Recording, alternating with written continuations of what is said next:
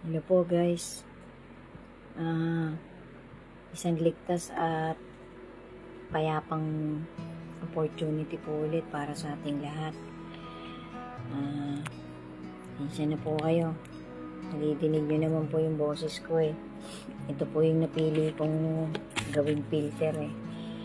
Bali, continuation po to. Season 27, WWTH, Book 7. Book 7 na guys. Bali, part 14. Pasensya na po kayo. Ngayon ka lang naduktungan. Sana po pagtsagaan nyo po ulit tapusin pagdaan po sa FYP nyo. Sana po lahat tayo patuloy-tuloy pa rin gumagawa ng mga tunay na nakakapagbigay ng kaluguran sa ating Creator at sa kanyang bigatin Son. Amen. To God be the glory po ulit. God bless us all po, and always continue trusting and motivate to all the motivations of our Creator through His begotten Son.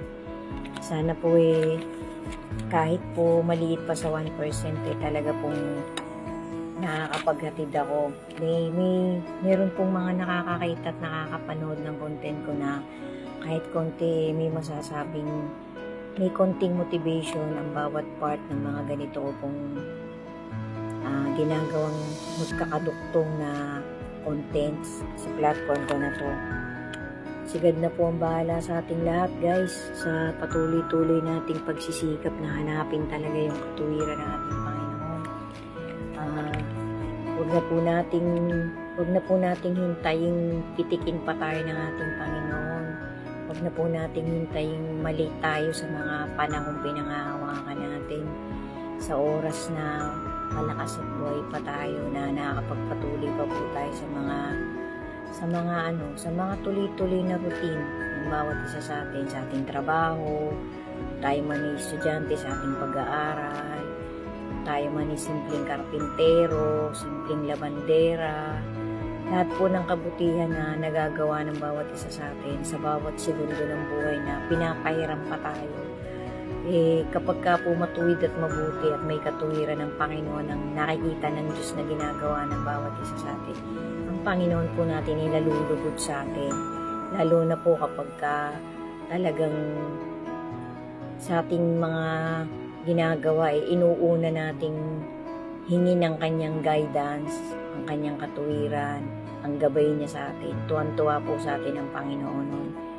Halimbawa, kahit ikaw isang tagawalis ka lang ng kalsada, pero mabuting tatay ka naman, sinisikap mong mabuhay ng marangal, mas kalugod-lugod po yan sa Panginoon kaysa po dun sa isang tatay na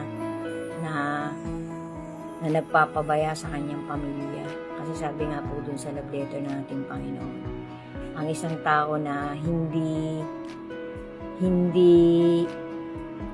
kumbaga hindi niya pinaprioritize ang kanyang tunay na pamilya.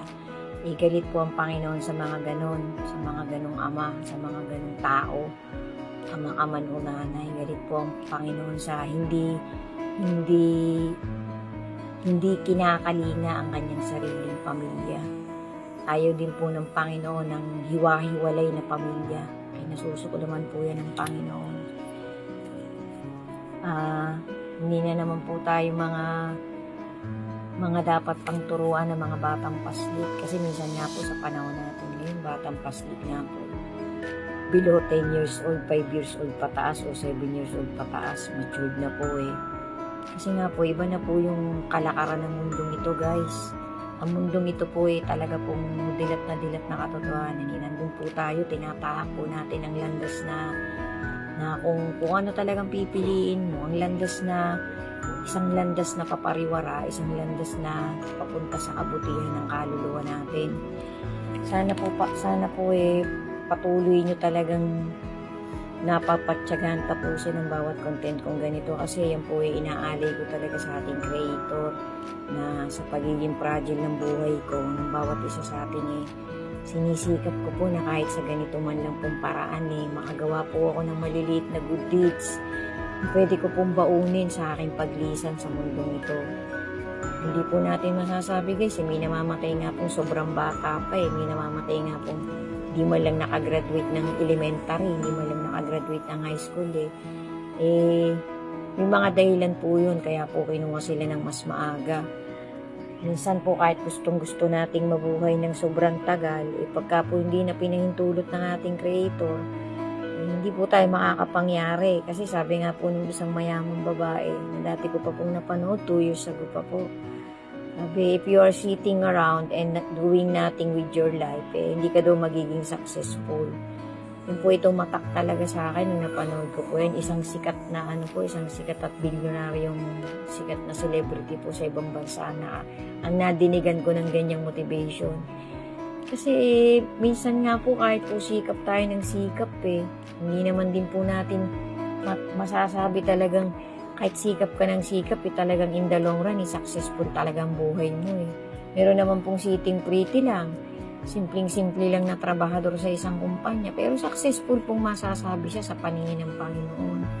Kasi hindi po yan nasusukat talaga sa material things na pag-aari mo Meron nga pong namatay na bilyonaryo pagkayaman-yaman, yung pong matanda, nakalimutan ko ang pangalan nun Alam ko kilala nyo din po to, payat po siya ng bilyonaryo. $7 billion po ang iniwan niya sa kanyang buong pamilya. Nag-agawan lang po yung mga pamilya nun, pinaghati-hatian lang po yung kayamanan ng matandang yun namatay po yung mayamang matandang yun, parang philanthropist din po siya. Marami din po siyang tinutulungang mga charitable institution sa ibang bansa, iba-ibang lugar po. Sabi niya po nung nabubuhay siya, nag-iwan po siya ng quotation na isang relo daw po na ubod ng mahal at isang relo na halos wala pang $100 pareho lang po ng oras. Pareho ka lang ding bibigyan ng tamang oras. Tapos yung isang simpleng sasakyan na mura lang na wala pang $1,000 o $3,000. Tapos yung isang sasakyan na napakamahal, pareho ka lang din pong dadalhin sa destinasyon pupuntahan mo. Tapos kahit anong yaman niya po, hindi po siya natulungan ng kayamanan niya para mapagaling yung kanyang cancer na sakit. Siguro po napanood din po ninyo yung dokumentary na yun kasi kaya po yung ginawa ng isang tao ng dokumentary, yung buhay ng isang philanthropist na mayaman na yun. Nakalimutan ko po yung pangalan guys Pagka po nadaanan yun dito sa mga notes ko, isasama ko po yan sa mga content ko guys. Sabi niya po kahit anong yaman pala talaga natin, hindi po natin makakayang duktungan ang buhay natin kung hindi lang din po tayo kahabagan ng ating creator. So guys, ito nga pong content ko na to, halo-halo po tong season 27 ko as I always mention po ng paulit-ulit. Last season ko na po to. Nag-upload po ako dyan, nag-reposted po ako ng dati kong content na WWTH. Sana po napanood nyo na. Sana po nasubaybayan nyo din po bawat part. Maraming salamat po sa inyo sa pagtsatsaga nyo pong panoorin o kapag dadaan po sa wall nyo natatapos nyo po yung content ko. Sigad na po ang bahala sa inyo sa pagbibigay nyo po ng hanggang 10 minutong panonood ng content ko. Ginugol ko lang pong kahit papaano sa kadadaldal ko po sa mga content kong ganito may masabi man lang po akong magsisink in to sa isang taong nanonood o 10 o 50 o 100 katao mang nakakita ng content ko. Yung iba po nagpupuso pa. Sigad na po ang bahala magbalik sa inyo guys. Sana po talaga nakakapagtawid ako ng maliit na motivation sa bawat isa sa atin. Gino-glorify po natin ang ating Panginoon kapag ka po tayo madalas nating pinapakain ng mga motivation talagang may katuwiran ng ating Panginoon, ng ating kaluluwa. Sundan nyo pa po guys, halo-halo po to. Bali, pag-reminis po natin to sa mga dati ko pang content guys. Thank you so much po sa inyong lahat talaga. To God be the glory po. Ingat po tayo palagi. Sundan nyo pa po yung kasunod guys. May mga importante po akong isi-share sa ating lahat na sana po mag-booster pa po sa bawat isa sa atin. Ingatan po natin yung trajectory tinatahak natin, yung landas na dinadaanan natin, kung talagang ito po ba ay papunta pa talaga sa mag-ama na talaga po magbibigay sa atin ng salvation. Amen. God bless us all po and to God be the glory.